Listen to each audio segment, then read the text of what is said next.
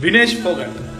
This story starts at 2016 Rio ఒలింపిక్స్లో ఆమె first match అద్భుతంగా ఆడి సెకండ్ మ్యాచ్లో నీ ఇంజరీతో ఆమె ఎగ్జిట్ అయిపోయి రెజ్లింగే ఆడుతుందో రాదో అనే పరిస్థితి నుంచి 2018లో కంబ్యాక్ ఇచ్చి 2020 టోక్యో ఒలింపిక్స్లో క్వార్టర్ ఫైనల్ ఎగ్జిట్ అయింది.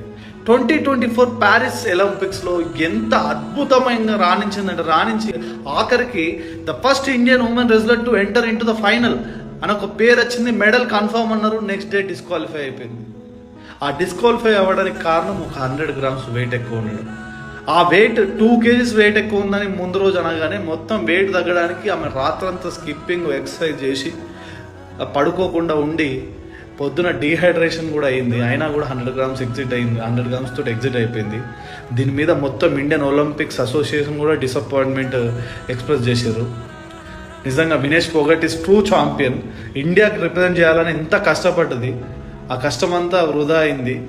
కానీ దేశమంతా ఆమె మెడల్ లేకపోయినా కూడా మెడల్ తెచ్చినంత గుర్తింపు అయితే ఇచ్చారు.